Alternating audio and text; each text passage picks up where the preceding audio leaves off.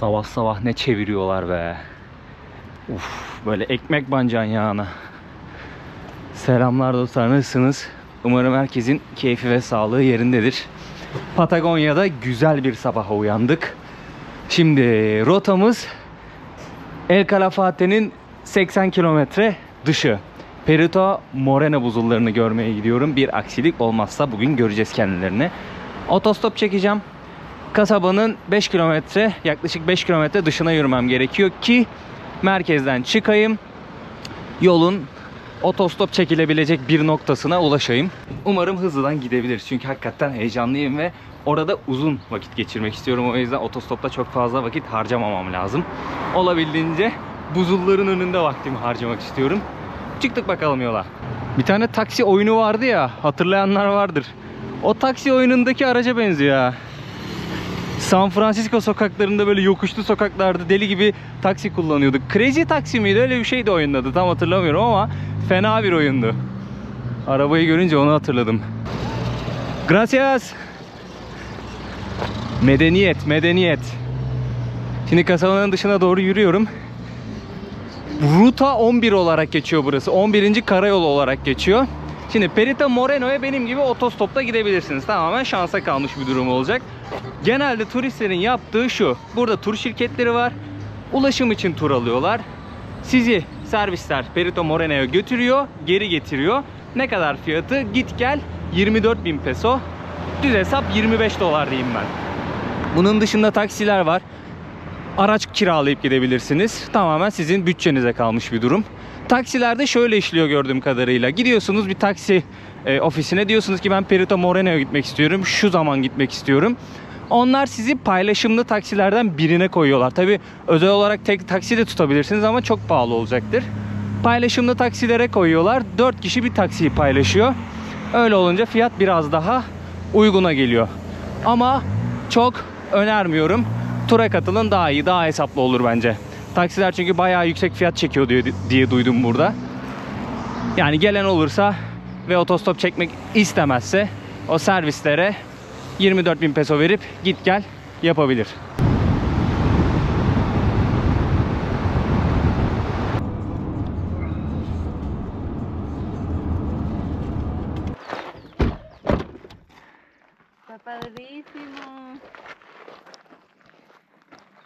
Lago Argentino.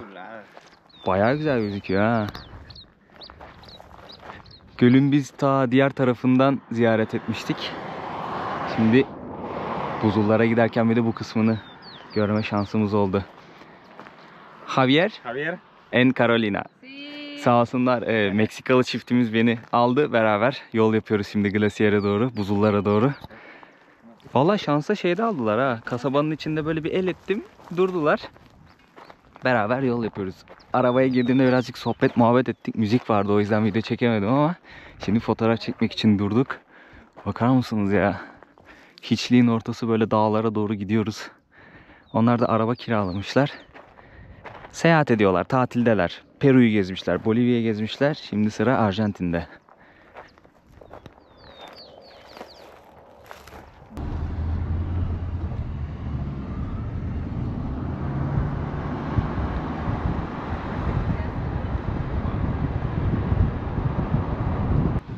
Ulusal Park'ın girişine geldik şimdi dostlar. Burası bilet ofisi. Buradan biletinizi alıyorsunuz. Ve 30 küsür kilometre kalıyor buradan buzullara. Devam edeceğiz yani yolumuza. Arabasına bindiğim çocuklar geri döndüler. Neden döndüler tam anlamadım. Yarın buzul turuna katılacaklarmış. Sanırım o tura katıldıkları zaman bir önceki gün gelip ziyaret etme şanslarının olduğunu mu düşündüler? Hani ücretsiz ziyaret edebileceklerini mi düşündüler? Ya da düşük bir fiyat ödeyeceklerini düşünmüşlerdir belki girişte. O yüzden vazgeçtiler. Geri döndüler. Biz de buradan otostopa devam ediyoruz.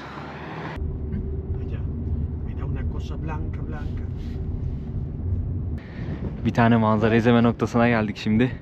Şuraya bakar mısınız ya? Biraz uzaktayız ama mükemmel görünüyor. Şimdi yoldan devam edeceğiz. Yakına bir yere gideceğiz. Şu uca gideceğiz sanırım. Oradan daha net göreceğiz buzulları ama şöyle uzaktan da görmek istedik. Sağ olsunlar, Juan Carlos amca bir de eşi Alejandra teyze aldı beni, beraber gidiyoruz şimdi uç noktaya doğru. Baksanıza buz parçaları böyle nehre doğru, göle doğru ilerliyor. Kopan buz parçaları.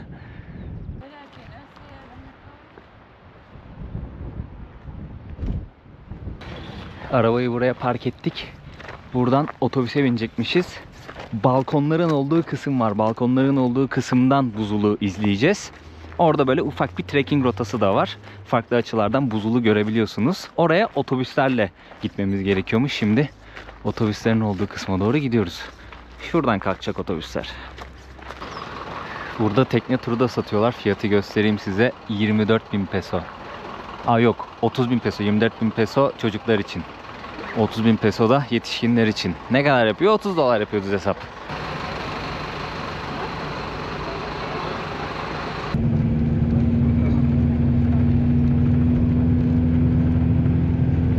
Otobüs bizi burada bıraktı. Burada restoranlar var, tuvalet, banyo var. Ondan sonra işte kafe var. Alışveriş yapabileceğiniz bazı hediyelik eşya dükkanları var. Market falan var. Orayı da es geçtik. Artık yürüyüşümüze başlayabiliriz. Buzul'u görebilmek için böyle bir yürüyüş yolu yapmışlar ve balkonlar yapmışlar. Daha rahat, daha yakından izleyebiliyorsunuz Buzul'u. Gitgide yaklaşıyoruz ama güneş, bak ta buradan, ne denir ona? Refleksiyon diyeceğim, İspanyolcasını söyleyeceğim de yansıyor, yansıyor. Güneş ışınları Buzul'dan buraya yansıyor. İşte sigara içmek yasak, ateş yakmak yasak. Ondan sonra bu çevrede yaşayan hayvanları beslemek yasak. Çünkü faunayı ve florayı bozmamanızı istiyorlar. Bunun için bir sürü kural koymuşlar. Burada da işte kurallar yazıyor. Mesela zarar vermeyin diyor bitkilere. Drone uçuramazsınız. Hayvanları besleyemezsiniz. Ondan sonra Buzul'a yaklaşmayın. İşte yüksek ses çıkarmayın. Sigara içmeyin. Çöpünüzü yanınıza alın. Bir de şunlara tırmanmayın.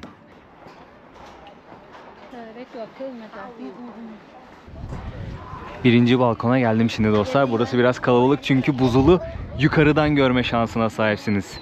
Karşımızda Perito Moreno Buzulu. Bunun için geldim El Calafate'ye. Bu arkadaşı görmek için geldim. Bakar mısınız? Kırılan buz parçaları suya dökülmüş. Çok güzel görünüyor be. Uçsuz bucaksız ya. Tabi bulutların oraya kadar ilerliyor. Bulutlardan sonrasını göremiyoruz. Aslında karşıda da zirveler var. Yaklaşık 3000 metre rakımda olan zirveler var. Onun arkasında da devam ediyor aslında Perito Moreno Buzulu. Şili sınırının içerisinde kalan bir parçası da var. Burası Arjantin tarafında kalan. 30 kilometre uzanıyormuş buzul parçası. Şili ile Arjantin arasındaki doğal sınırı oluşturuyor. En yüksek noktası 70 metreymiş. Suyun altına da 170 metre derinliği varmış. İnternetten aldığım bilgileri de sizlerle paylaşmak istiyorum. Bu da Perito Moreno zirvesi. Perito Moreno kim? Arjantinli bir araştırmacı. Patagonya üzerinde araştırmalar yapmış bu abimiz. Onun adını onurlandırmak için bu buzula vermişler ve arkamızdaki bu zirveye vermişler. Bu zirvede 1600 metrelerde. Bu abimizin bıyığını bir önceki videoda ben bükmüştüm, böyle birazcık kaytan bıyıklarıyla oynamıştım. Heykelin üstünde tabii ki, kendisi hayatta değil. O abimiz. Onun adını vermişler onurlandırmak için. Kendisi Patagonya bölgesi hakkında bayağı bir araştırmalar yapmış ve buranın milli park olması için bayağı bir çalışma sarf etmiş ve Patagonya'nın çok büyük bir kısmının o abi sayesinde Arjantin sınırları içerisinde kaldığı yazıyordu internette. Abimizin adını onurlandırmışlar. Baksanıza buzul parçalarına. 250 kilometre kare alanı kaplıyormuş bu buzul.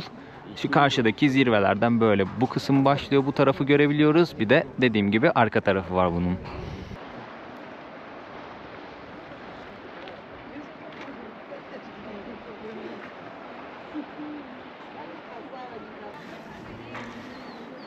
Buzulu görebileceğimiz en yakın noktaya geldik şimdi. Yani sanki böyle uzansam tutacakmışım gibi.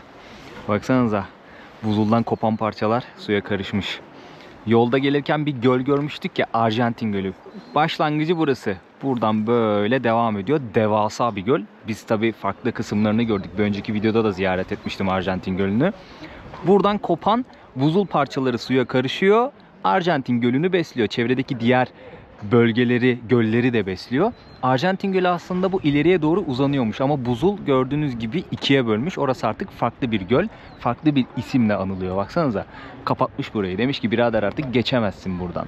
Perito Moreno buzulluğu için canlı bir varlık diyebilirim dostlar. Çünkü her gün yaklaşık 1 metre ilerliyormuş. Yani şu gördüğünüz devasa buzul günde yaklaşık 1 metre boyunca ilerliyormuş. Tabii bu ilerleme vesilesiyle kırılmalar oluşuyor. Bazen ben sesler duyuyorum, henüz kameraya yakalayamadım. Kırılmalar oluyor. Kırılmaların belirli esnasında da anladığım kadarıyla bu parçalar düşüyor. Düşen parçalar da işte gölleri, buradaki faunayı, florayı besliyor. Yani şu gördüğümüz kocaman yapı hareket ediyor. İnanılmaz bir şey ya. Ve dünya üzerindeki en büyük su rezervlerinden biriymiş. Tatlı su rezervlerinden biriymiş. İçme suyu sağlanıyormuş bu buzul sayesinde. İnanılmaz bir şey yani bu. Hakikaten inanılmaz bir şey. Bu arada eğer bütçeniz varsa buzul üzerinde yürümeniz mümkün. Bir trekking turu satın alabilirsiniz El Calafate'den. Yaklaşık $200, 190 bin peso yapıyor. Bir saat boyunca buzulda yürüyorsunuz. Daha sonrasında benim bu ziyaret ettiğim kısımları ziyaret ediyorsunuz. Buna işte ulaşım dahil vesaire. Yani $200 varsa bir saat boyunca ekipman vesaire de dahil, onlar sağlıyor ekipmanı, her şeyi. Buzulda yürüme şansına sahipsiniz. $350 verirseniz 3 saat mi 3,5 saat mi öyle bir şey yürüyormuşsunuz. Yani keşke bunu yapabilseydim. Ama kendime sözüm var, yani ileride Antarktika'ya da gideceğim. Gelip bu buzulda da yürüyeceğim. Patagonya'ya bir daha geleceğim, yani kesin geleceğim.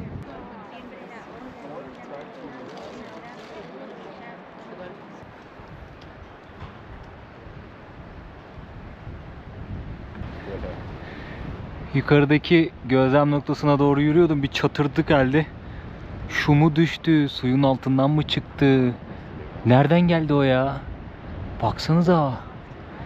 Ya buzul mavisi derler ya. Tam o. Tam o yani.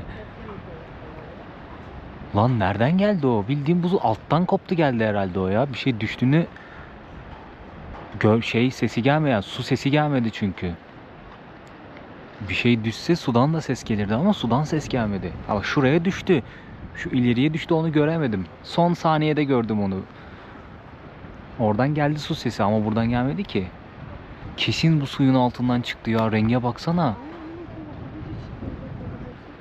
Aa, delireceğim ya. Mükemmel bir olay.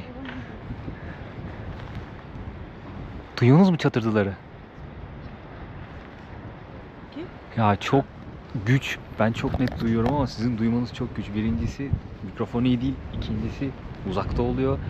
Yani rüzgar var, insanların konuşmaları var. O yüzden duymak birazcık zor sizin için ama söyleyebilirim yani bunu ya. Mükemmel çatırtılar duyuyorum. Gök gürültüsü gibi çatırtılar duyuyorum.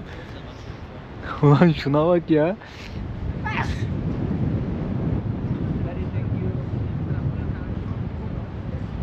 Bir buzulu ziyaret ediyoruz. Buzulun ne olduğunu da anlatmam gerekiyor bu noktada dostlar. Şimdi en basit tabiriyle buzul, mevsim fark etmeksizin yıllar boyunca biriken yoğun kar kütleleri. Mevsim fark etmiyor, yaz kış hiç fark etmiyor. Bu kar kütleleri eğimli arazilerde birikip önce buz kar oluşturuyormuş. Daha sonrasında yıllar içerisinde buzula dönüyormuş. Buzullar hayatımızda önemli bir yere sahip. Okyanuslardan sonra en fazla su birikintisini buzullar oluşturuyormuş. Yani bu gördüğümüz devasa arkadaş aslında koca bir sıvı kütlesi diyebiliriz kendisi için. Yani tabii ki eridikten sonra onu hesaba katarak bunu söylemek lazım.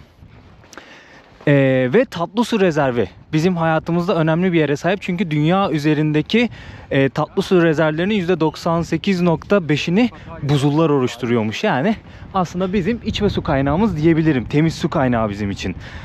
Bunun dışında buzulların şöyle bir hayatımızda önemli yeri var. Güneşten gelen ışılları buzullar geri yansıtıyor. %45 ile %85 oranında yazıyordu internette. Tam olarak oranı söyleyemem, bilmiyorum, o bilim insanlarının işi. Ama bu gezegenimizi soğutmasını sağlıyor. Yani gelen güneş ışınları, orada bir şey, bak suyun altından şey çıktı. Kristal çıktı, buzul çıktı. Tüh be, kaçırdık. Ulan şansa bak ya. Aşağıda. Yani güneş ışınlarını geri yansıttığı için buzullar gezegenimizin soğumasını sağlıyor. Bu da bizim için hayati bir öneme sahip. Çünkü küresel ısınma malumunuz son yılların en büyük konularından bir tanesi. Aslında bizi koruyor buzullar. Biz de onları korumamız gerekiyor ama biz buzulları nasıl koruyacağız? Tamamen bilim insanlarının işi yani. Bu doğal alanlarını mahvetmemek gerekiyor sanırım. Yani buraya yerleşim yeri kurarsam, bu alanı ısıtırsam buzulları da daha fazla eritmeye başlarsın diye düşünüyorum. Biraz önce çıktı ya. Çıkışının böyle ucunu gördüm. Şunu yakalamalıydık ya. Ulan çok şanssızım be bu konularda. Buradaki noktaya gelmek istedim de buradan görelim istedim bir de Perito Moreno'yu. Şunu kaçırdık. Oradan da bir kristal parçası çıktı. Suyun içinden devasa bir buzul çıktı. Bir de bu arkadaşı kaçırdık. Burada. Vay arkadaş ya. Şöyle alttan kopup böyle su üstüne mi çıkıyor? Ne yapıyor? Nasıl oluyor? Şu aşağı inmek lazım. Bak çatırtılar, gümbürtüler, bir sesler geliyor ya. Demek ki kopuyor. Buraya mı geliyor? Ne yapıyor? Anlamadım ki. Tekneyle yakınına kadar gittiler. Ne kadar şanssızlar ya. Şunu dibinden görüyorlar. Tam böyle çıkışını gördüm ya. Tam böyle hareket ediyordu ya. Suyun altına son hamlesini gördüm. Kocaman ha. Bayağı büyük yalnız. Rengi de mükemmel.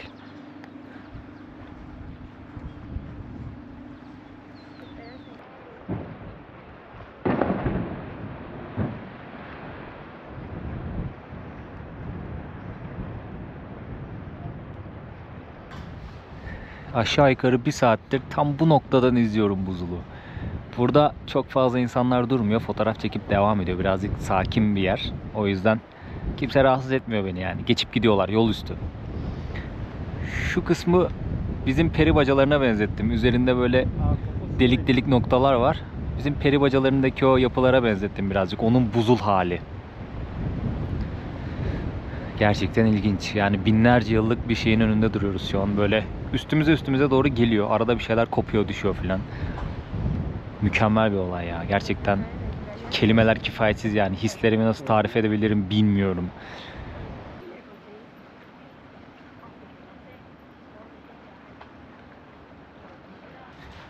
Buzulun bazı noktalarında böyle parçalar çatır çatır çatladı. Daha sonrasında suya düştü. Yani o sesi çok şanssızım. Hakikaten o konuda şanssızım sizlere. Bilmiyorum ses geldi mi ama devasa bir şey düştüğüne eminim yani. Devasa bir şey düştüğüne eminim. Ya gök gürültüsü gibi ya. Gök gürültüsü gibi. Vay arkadaş kaçırdığımız şeye bak ya. Çok büyük bir parça düştü eminim yani. Gözüküyor mu buradan? Bilmiyorum. Hiçbirini yakalayamadım kameraya. Ben gördüm ama hiçbirini yakalayamadım kameraya. Gözükmüyor herhalde buradan. Bunu da kaçırdık. Bir iki tanesini de göremedim yani düştükten sonra fark ettim. Neyse. Yine de güzel bir tecrübeydi. Ama bilmiyorum sesi kameraya geldi mi yani videoyu editlerken bir bakacağım, inanılmaz bir ses duydum yani. Büyük ihtimalle büyük bir parça düştü. Büyük bir parça düşmesi gerekiyor ki öyle bir ses çıksın. Neyse arkamızda kaldı Perito Moreno. Elveda diyoruz kendisine. Buradan ayrılıyorum artık. Burası ile birlikte El Calafate defterinde kapatacağız. Baksanıza.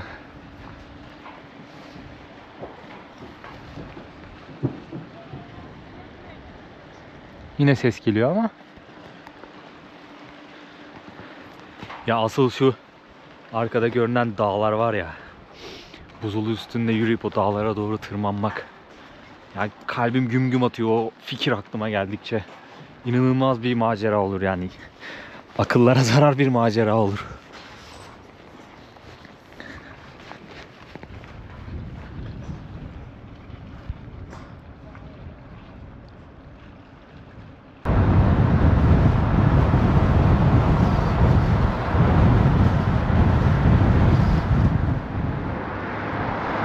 Günaydın dostlar. El Calafate'yi arkamızda bıraktık. Hola, buenos días. El Calafate'yi arkamızda bıraktık. Karlı zirvelere buradan veda ediyoruz. Çok güzel görünüyor yalnız ha. Şimdi şehrin dışına geldim. Buradan El Çalten'e doğru otostop çekeceğim. Taksiyle buraya kadar geldim. Burada bir benzin istasyonu var. Oradan başlıyoruz otostopumuza. Bir aksilik olmazsa bugün içerisinde El Çalten'e ulaşırım diye düşünüyorum dostlar. Burası birazcık uzakta, o yüzden sabah bir taksi buldum. Abiyle anlaştık. Geldik hızlıdan. Saat şu an 8:30. Bakalım ilk araç kaçta alacak, kaçta El Çalten'e varacağız. Hepsini göreceğiz dostlar. Ama şu çantayı indireyim önce bir. Şu çantayı indireyim. Burası havaalanı yolu.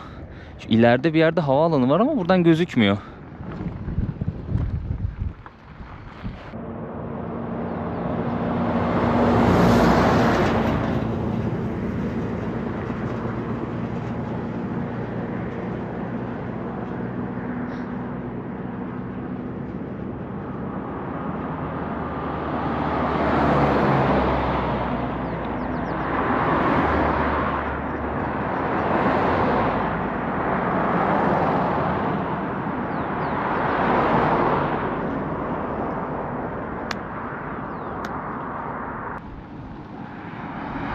Hola.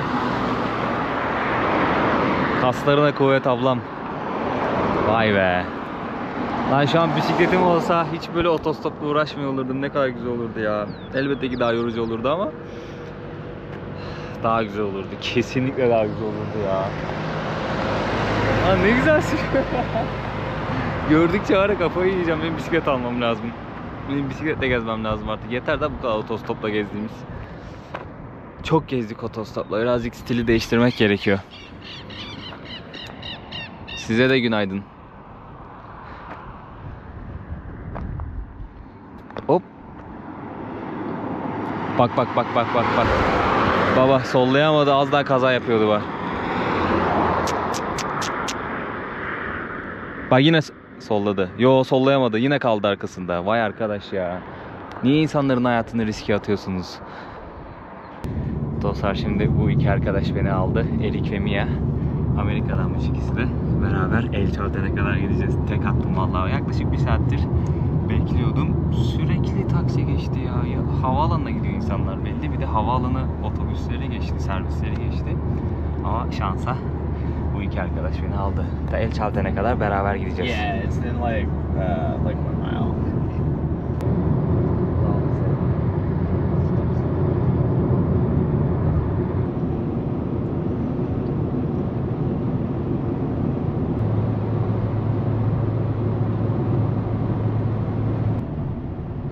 My phone is just like so blurry these days. Like I swear it used to not be like that. Yeah, I should use my El Çalten'e gelmek üzereyiz. Şu manzarayı izlemek için durduk. Bakar mısınız şuranın güzelliğine ya? Karşımızda Fitzroy var ve diğer zirveler var. Mükemmel gözüküyor. Mükemmel gözüküyor ya.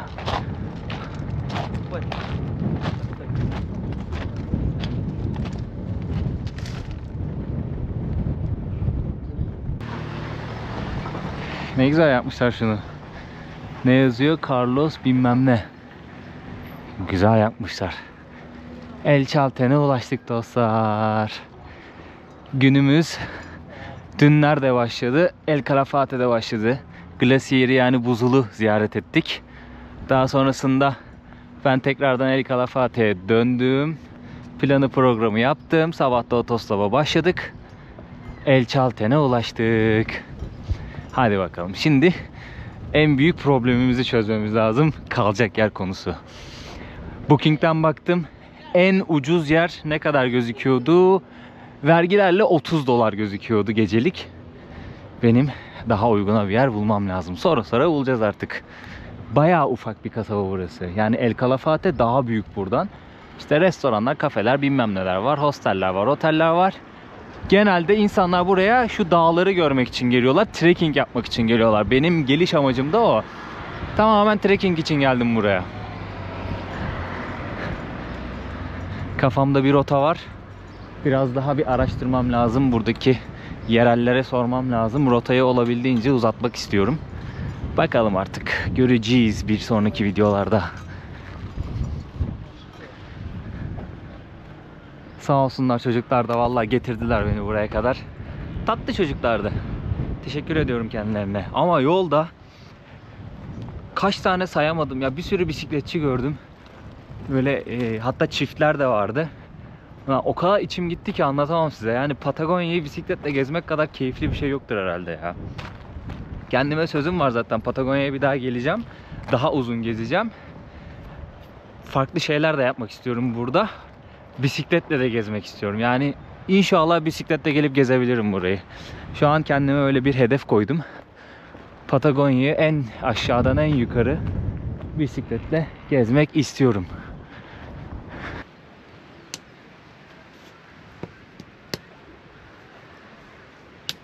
Kendime kalacak bir kamping buldum. Çadırımı kurdum hızlıdan. Şimdi artık birazcık kasabayı gezebiliriz. Size böyle ufaktan kasabayı göstereyim. Daha sonrasında hemen bir şeyler yiyeceğim. Kahvaltı yapmadım çünkü. Biraz böyle fındık fıstık atıştırdım. Böyle bir kamping. Burada kabanyas dedikleri böyle evler var. Oralarda kalabilirsiniz. Buralara çadır atabilirsiniz. Kabanyaslar ne kadar bilmiyorum ama çadırın geceliği 7500 peso. O da 7,5-8 dolar yapıyor. Ya burada böyle küçük kulübe evler yapmışlar. Kaldığım yerin girişi burası. İsmi El Relicho. Anda burada yazıyor. Şu ileride bir tane market varmış. Markete de yakın. Trekking rotalarının başlangıç yerine de yakın. Ha, ileriden bir yerden başlıyor trekking rotaları. Zaten yani kasabanın her yerinden dilediğiniz gibi trekking rotasına yürüyerek gidebilirsiniz. Tam dibinde çünkü, yani dağın dibinde. Öyle bir araç vesaire bir şey kullanmanıza gerek yok. Buradan hostelinizden, otelinizden nerede kalıyorsanız oradan çıkıyorsunuz, yürümeye başlıyorsunuz.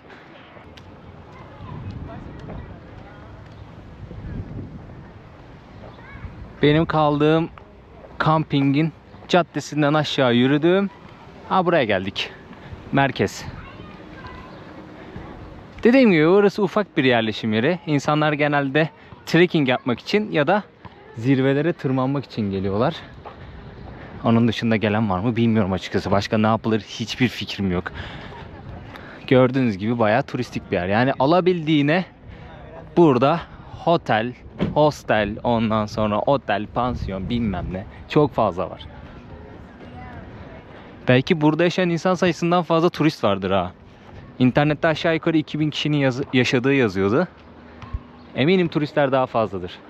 Bir aksilik olmazsa bir sonraki videoda rotamız karşısı. Dağlara çıkacağız, kamp yapacağız. Kamp videosunu özleyenler var biliyorum. Peru'da aslında kamp videosuna doymuştunuz. Bayağı bir kamp videom vardı ama maalesef onlar çalındığı için Şili'de bayağı bir uzun aralık oldu kampsız geçirdiğimiz. Gideceğiz. Az kaldı, gideceğiz. Bir video sonra dağlardayız. Bu videoluk benden bu kadar olsun dostlar. Birazcık dinleneceğim. Bir iki alışveriş yapmam lazım. El Calafate'den birkaç bir şey aldım çünkü buradaki marketler pahalı diyorlar. O yüzden ben temel alışverişimi El Calafate'den yaptım. Ama eksik birkaç bir şeyim var. Orada bulamadım. Burada bulurum diye düşünüyorum. Onları tamamlayacağım.